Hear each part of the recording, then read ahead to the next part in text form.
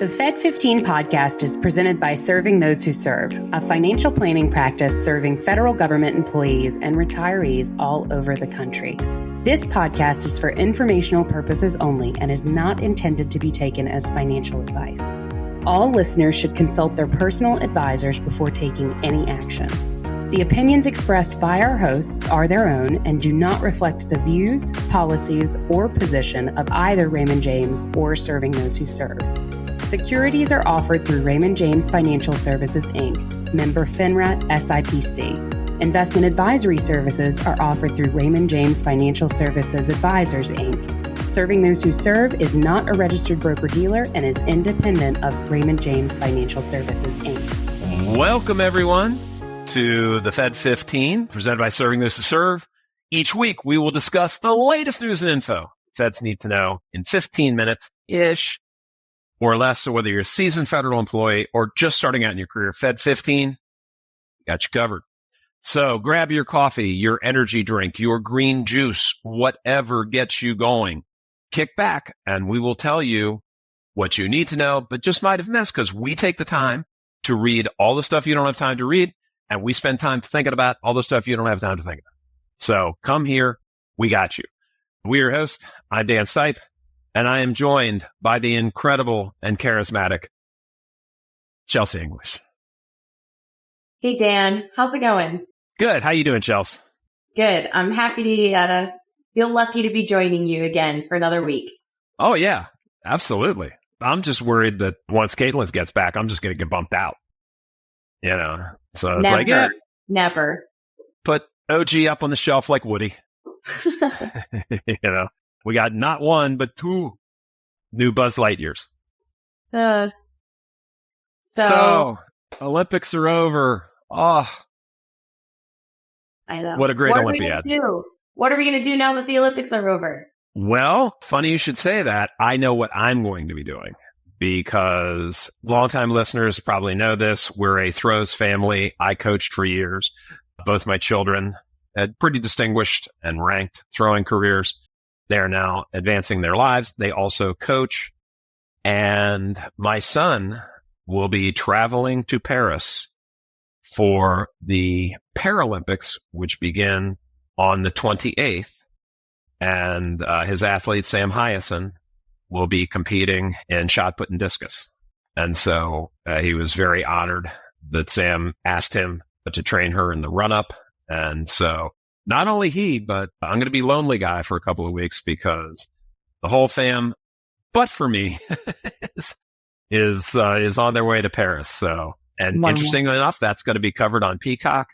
And I'm sure I will get the same grumble that I always get because Peacock or whomever will pretty much show every lap of the 10,000, but they only cut away for a minute and a half to show one round of men's or women's discus or shot put or things like that. So I'm anticipating I'll probably be grumpy about it, but hopefully if Sam has a great run and grabs a medal, that we'll at least get our little snippet of coverage because, you know, Chelsea, my one big rant, and I'm sure I'll get some hate emails about this, but a couple of years ago at Worlds, it was hands down the greatest men's shot put competition in history. And the network did not cut away even once to it, but they did a full 2 hours of the men's marathon. Wow. Now, I love all track. But the men's marathon takes a minute. It sure does. You can probably cut away for a little bit. So, but at any rate, Colin, proud of you. Sam, proud of you. We'll be rooting for you all. So that's what I'll be doing. That's amazing. And of course, I'll be annoying all of you all on the team with my updates. So. Wow. That's incredible, Dan. Thanks for sharing that. I will absolutely be tuning in to watch shot put and discus. I mean, I love the Olympics, the Paralympics, incredible. That's super exciting. So We'll definitely be tuning in to root for Sam and for Colin as well. That's awesome. Okay, well, we are here to talk about Feds. And Feds, I want you to appreciate this. I know you're going to get mad at me for talking about sports today, but I'm staying home.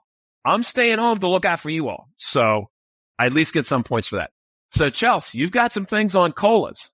And we know our feds always like to know what's going to be happening with COLAs. So tell us what's going on there. Yes. As you mentioned, today I'm diving into something that, I think it's top of mind for a lot of federal retirees, and that is the annual cost of living adjustment, or the COLA. Sure. So COLA helps counteract inflation's impact on pensions. But as many retirees know, the COLA alone usually isn't enough to cover the true impact of rising costs. So I'm going to go over the projected 2025 COLA.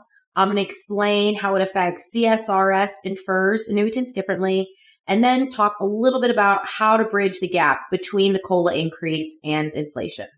So let's talk about what's on the horizon for 2025.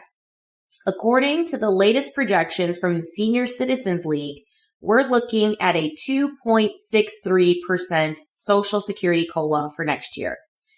Now, that might seem like a decent increase, but it's actually quite a bit lower than what we've seen in recent years. Yeah. So just to give some perspective here, the 2024 COLA was 3.2%.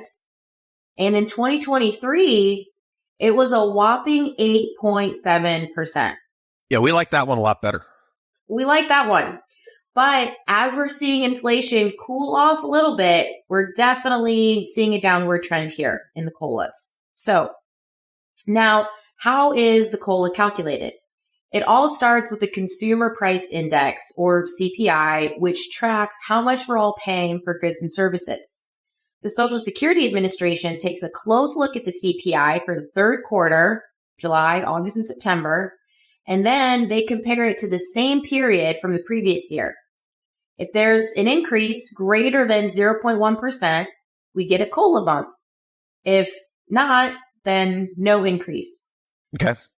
So let's look at CSRS versus FERS and how COLA affects each of them. Sure. So for those on a CSRS pension, your COLA is the same as what Social Security recipients get.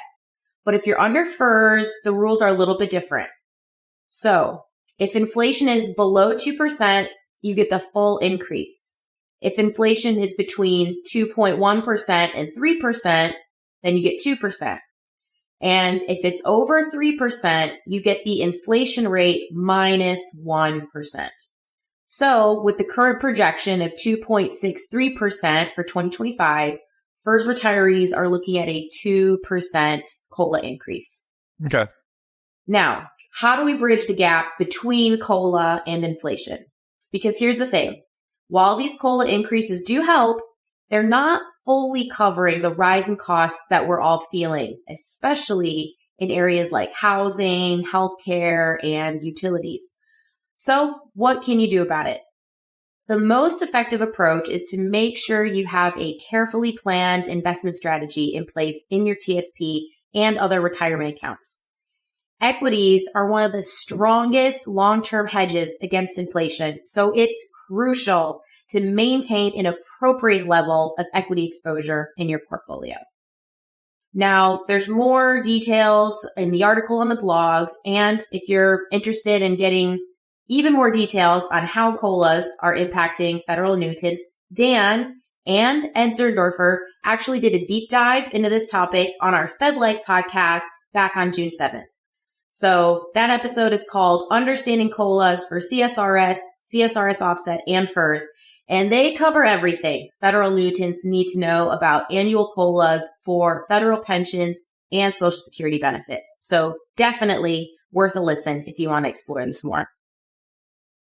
Thank you, Chelsea, for that plug. You know, Ed and I really go in the nerd weeds on those. So it's definitely not Fed15. Okay. There's no sports talk. You know, not a lot of jokes, things like that. But we do try and get a meaty deep dive in there for our folks. So thank you for sharing that. For my part, we've also got a great article up there for admittedly, and here's what we're super proud of at Serving Those Who Serve. We are never going to scrimp. You know, I saw something the other day on someone's website where they said, you know, take 1 3-hour webinar. That's all you ever need to know. Okay, we got 9 3-hour webinars. And I'm not saying take all of them, folks, but you can. You can. Just because somebody only wants to give you 3 hours doesn't mean that covers everything. So we're really proud of the fact that we try not to leave anybody out. So, there's 44,000 folks still in CSRS. We still run a CSRS dedicated webinar for that. We're not going to forget you. So this group I'm talking about might be an even smaller component. So it is preparing for retirement if you have both a FERS and CSRS component, which you can have. Now, number one, it means that you at some point in time started working for the government before 1984. And then you may have had a significant break in service or something like that. You might actually be a CSRS offset, but it does mean there's two different moving parts within your pension. So be sure to hit the article, because again, I'm going to hit the high points here and not go too far down to the nerd weeds because there's a lot of them, but going to talk about a couple of the differences. So for example, if you're in CSRS, you have a higher contribution to your pension and you do not kick into Social Security and your TSP is not matched. Okay. If you're in FERS, that means you're essentially hired in 1987 or later, or transferred between 84 and 87, and you are paying into Social Security, you are contributing to TSP, and you are getting a match. Okay. Now, couple of things to keep in mind here. Again, CSRS no match, FERS gets a match. One of the things to always remember, and this is, folks, why we're also here. We're going to write on this, but you can schedule a one-on-one with us, and no sales pitches, anything. We'll help you understand. So when you are calculating your retirement benefits and you have both a CSRS and FERS component, that means you're going to have some part of your service where you didn't pay into Social Security and some part where you did. So what does that mean? That means you might run into the dreaded Windfall Elimination Provision, or possibly even the government pension offset if you pass away where your survivors are concerned. So in a nutshell, that was set up to recognize that if somebody put their whole career into a job that did not pay into Social Security and then had some credits like before they got that job or after they got that job, so they're eligible for benefits, so that they didn't get a Social Security payment as though they had paid in for 30 or 40 years. And it's the source of a whole lot of debate. I can see both sides of the argument, so I'm not going to go down that rabbit hole. However, keep in mind that your CSRS component is going to have a 3-tiered level for your service. So your first 3 years of CSRS are going to be at 1.5% for your retirement calculation. The next 5 years are 1.75, and everything above 10 is at 2%. We're starting to get to a mathematical improbability here. If we're thinking about somebody that maybe had 10 years of service before 1984 and what age they might be now, but it's certainly possible. And if it's possible, we're going to cover it. Now on the FERS side, it's going to be 1% per year until you hit 20 years and retire after age 62. And then, as we've covered here a million times, I am a big fan of getting to 62 and getting that 1.1%. So that comes into play here. So in a nutshell, kind of a wrap up to this. If you've got these two components and you're trying to figure out whether you're FERS, the CSRS component, or CSRS offset, or even if you're the right plan, hit us up at STWServe.com, ask STWS at STWServe.com, and we will help you sort that out. We do that all the time. It's something we call a part 2. So continuing, if you're going to retire and you're going to want to keep FEHB, which most people do, same rules. Doesn't change if you had a CSRS component. Needs to be enforced for 5 years prior to you retiring. And after that, some of the same rules apply. You want to be thinking about starting your retirement process early because it takes a while. You want to have a plan for your retirement in general. Our buddy Caitlin from this podcast talks about, how not just upon what assets are you going to live, how are you going to live? What do you want to do? What do you want the rest of your life to mean? So these are important decisions to be considering there. So, hats off to one of our competitors. They stole one of my longest standing pieces of advice, which is retirement boot camp. I think it's a good idea to take the year or so before you retire and try living on what that retirement budget will look like. Okay, so as long as it's a good idea, I don't care if somebody stole it and spread it. So good job, guys. I'll try and keep coming up with more good stuff for you to steal. But, the big thing here is if you do have this mix and you're not certain how it will work, read our articles. Ed has written a number on them as well. Or if you want a one-on-one, happy to help you with it. By all means, check our CSRS or our FERS webinar. You can ask questions in there in a live setting, get your answers. So, that's what I got, Chels. Awesome. Thanks, Dan. That's really good info as always. And that is all the time we have for today. But we will be back next week to bring you all the latest updates you need to make informed decisions about your career and financial well-being as a Fed. And be sure to subscribe to this podcast on either YouTube or Spotify. And serious. Please think of somebody right now that you can share this podcast with. It's growing and it means so much to us, but we can't help the people we don't know. You know people. So please share it with your friends and colleagues. Absolutely. And if you want to get more information on what we covered today, dive deeper into those topics and more, be sure to check out our blog at blog.stwserve.com and subscribe to our newsletter, The Weekly Serving, to get all of the latest news for Feds delivered straight to your inbox every week. Absolutely. And don't forget our webinars every single month, pretty much every single week. Okay, we got a ton of these. A couple that are coming up that you won't want to miss. Our ever popular FERS webinar, I just mentioned it. Next one will be on September 4th from 11 until 2.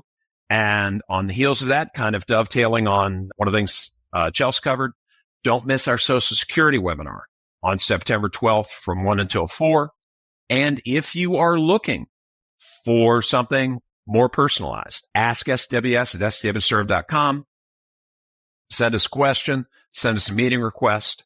We will take the time to answer your questions and give you a one-on-one perspective. Absolutely. Thank you so much for listening to the Fed15. I'm Chelsea English. And I'm Dan Sipe. And we'll see you next week. Yes, we will. And I will not be in Paris because I love you guys. Very dedicated.